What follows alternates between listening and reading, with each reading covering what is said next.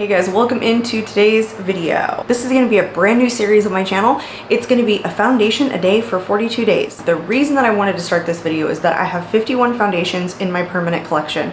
It's the number 2 item, maybe number 1 right now, of makeup that I really like testing. I'm really into testing new foundations. It switches back and forth usually between blush, eyeshadow, and foundation, my 3 favorite makeup categories, probably a lot of people's favorite makeup categories. But 51 foundations is just too much for me to have in my collection. I recently did a makeup declutter, and I will link that up in the cards, where I went through my whole collection and I decluttered, breaking some of my makeup into 3 different categories: keep, declutter, and then I made up a third, which was items that I want to keep for reference, but I'm going to take out of my permanent collection and move into the closet where I keep makeup that I think is popular, relevant, things that I may want to reference in future videos, but that I don't want to use in my personal everyday life. But I did not do that with foundation. And recently I've gone through a really big skin change. In the last 8 months to a year, I have gone from really, really dry skin to very, very oily skin, and a lot of foundations that used to work for me that were more on the dewy, natural finish side just aren't working these days. So I'm grabbing and loving more matte foundations. So some of my foundations in my collection predate my skin change. So the reason for this series, I don't want to just declutter foundations based on memory. I want to retest a lot of them because some of them are pretty expensive. Some of them I may re-love, some of them I may not like or may not work for me now, and it's time to make that determination. So while I have 51 foundations in my collection, this is foundation a day for 42 days because there are 9 foundations I have already made a decision on. Some of them I'm actually testing. They haven't gone into speed reviews, but I've worn them very recently, so I know exactly how I feel about them, but I will have to move them into wherever they're going to go, keep, declutter, or in the reference pile. And then there are some that I'm testing that I already absolutely love, haven't gone into a speed reviews, and I know that I'm going to be keeping them. And then 2 of them I have already made the decision that I'm going to declutter. Welcome to day 36, you guys. I'm pretty freaking excited. 6 left after today. I said that I was going to do a wear test every day this week, with the exception of Thursday, my last video, which is going up today, which is Wednesday. I didn't do it yesterday, so I do need to jump in here and do this today, you guys, because I am excited. I feel like by the beginning of next week, I can have officially tested all 42 foundations in my collection. So on today's agenda is the Revlon Illuminance Skin Caring Foundation. Let's jump right into talking about it. So it's called the Revlon Illuminance Skin Caring Foundation. It comes in 28 shades. I have mine in the shade 117. It says it boosts skin's radiance and reduces the appearance of skin's roughness in 4 weeks. It's supposed to provide medium coverage. It's made in the USA, 1 fluid ounce. It has a 24-month shelf life. It retails for $17.99 on the Revlon website and Ulta's website, but it does retail for $15.99 like at Target online. And that is all she wrote, you guys. There is not much else written in the description of this particular foundation. Usually there's a ton of other information and I'm like trying to condense it down, but this one is like simple to the point. That's all she wrote basically. It does have 5% squalene and hyaluronic acid. My skin does really like squalene. It responds pretty well to it, and it seems to kind of smooth out my skin too, especially when I'm using it like at night in my skincare routine. Not a bad shade range either, 28 shades in this foundation. Looking at the pictures, the shade range looks pretty good for deeper complexions. I don't know what 117 is described as, you guys, and I really couldn't find it again. Like, what is 117? Light with neutral undertones? I do know that this is a almost perfect shade match for me in 117, and I usually go for light with neutral undertones or light with cool undertones if I feel like the neutral is too warm leaning or even a little bit deep. But 28 shades for the drugstore, not half bad.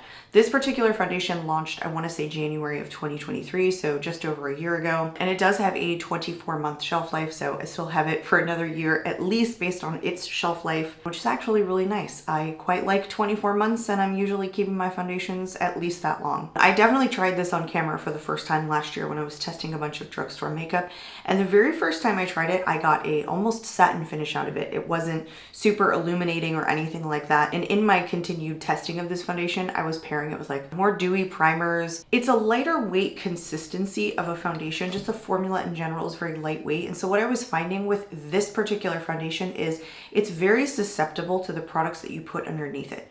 The finish almost changes depending upon the primer that you use or whatever you're putting on your base underneath the foundation. And I kind of like that. I kind of like the fact that you can make the foundation work for you depending upon if you're a little bit of an oilier complexion and you want to put down a mattifying primer, or if you have dry skin. It also, I feel like, works really well. I don't think it's a super long lasting formula though. I think it's really natural and beautiful, however, and I have recommended this foundation to try as an affordable foundation for people with dry skin. Like if you want to try a medium coverage foundation, you've got dry skin, this has been my recommendation many, many times. I even think I recommended it to my grandmother. And she either got this or the L'Oreal True Match Super Blendable Foundation that launched basically at the exact same time as this last year. And whichever one she tested, there goes my hair, she said she really liked, but I can 100% recommend both of those foundations. So let's get this on the skin.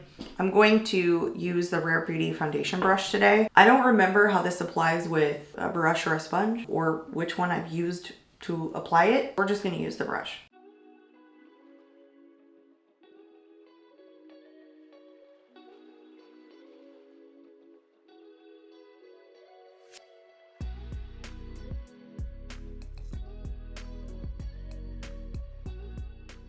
I think that was pretty light coverage. I want to even see if I can build it up a little bit more in a couple of spots. Usually the brush gives you more coverage, but I think this is medium, like because it's buildable. I think it starts out light. By the way, and I did not mention this, I am wearing the Hourglass number 28 primer serum today because it's in my chopping block and I'm trying to test my chopping block stuff at the same time as testing new makeup and doing these foundation wear tests, and I just picked up too much that I didn't want to. Okay, it's going on this side of the face, sorry. And that primer is described as hydrating. It doesn't describe itself as locking down my makeup in any way or even being a grippy primer, even though it's sticky to the touch. But I did put it on, I want to say like 15 minutes ago, so it's had time to really sink into the skin. You can see that little bit of radiance like on the high points of my face, but I'm not overly dewy. It's not greasy like the foundation that I tried last time, which was the Maracuja Juicy Glow, which genuinely made me look like some gold-faced character that I don't even know. Taking about that much to start with on this side.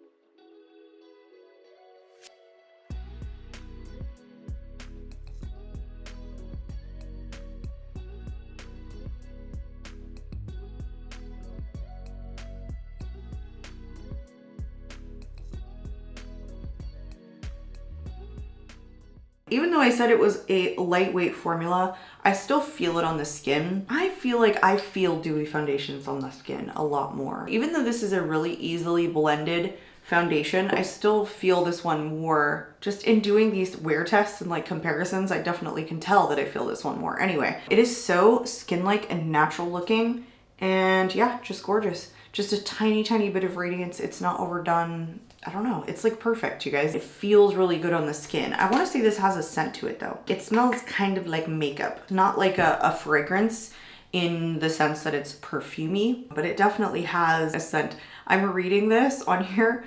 Revlon Illuminance. This is the description that they give it, and this is basically all you can find online. Makeup and skincare in one. Medium coverage, natural finish, reduces the appearance of wrinkles over time, deeply hydrates skin.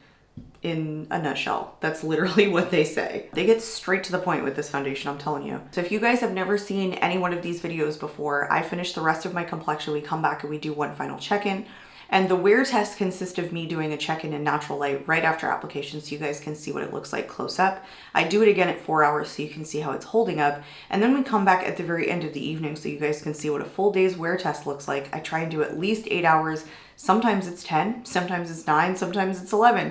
It really just depends on my particular day. So it's a full day wear test for me, which is a good gauge on whether or not this is something that's gonna work for me in real life and not just like in an 8-hour wear test. Because usually my makeup's on longer than 8 hours and I wanna look good till the end. And at that time, we do decide whether or not the foundation, based on the way that it looks, it stays in the collection or it goes, because I decided to retest all 42 foundations that I had in my collection at the time. I'm sure I have more now because I've purchased more like a dummy, but also some have come out like new releases that I've been testing. The goal was to cut the collection in half and at the very end do a final declutter, you guys. So let me go finish the rest of my makeup. We'll be right back. I have to say, I think I like this foundation more than the L'Oreal True Match Super Blendable. I don't like this freaking concealer I put on.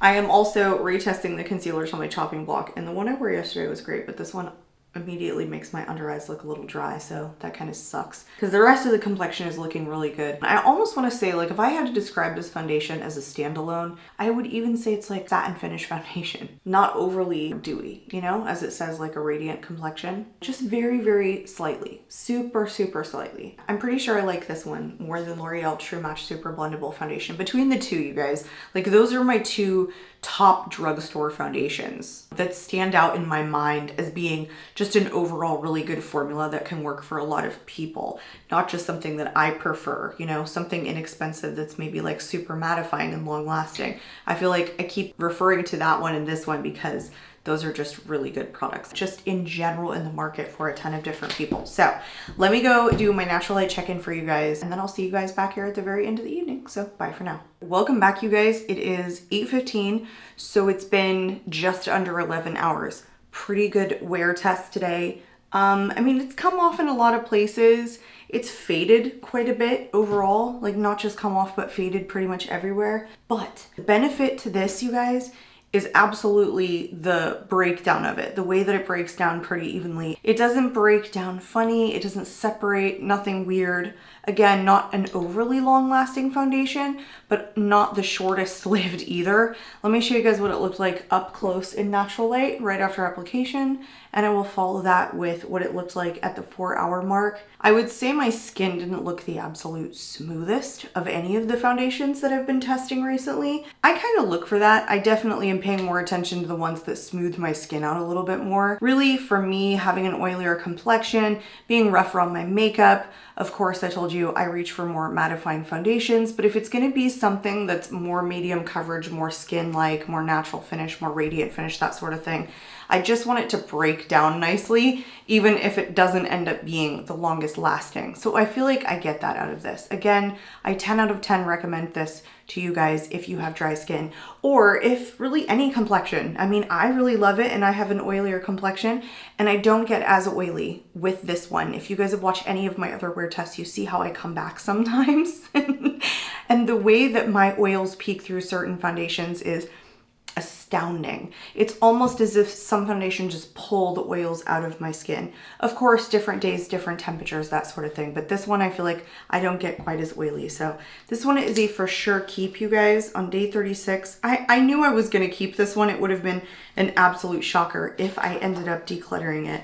So that makes the new total Declutter 20, and I have kept 16. There is 5 more to go. Can't keep them all, otherwise I won't have decluttered half of what I ended up keeping out of the 42 foundations that I'm retesting. But as always, you guys, I hope you found this video helpful. I hope that you guys stick around for days 37 through 42 of foundation a day. I'm out of here, and I hope to catch you all in my next video. Bye, guys.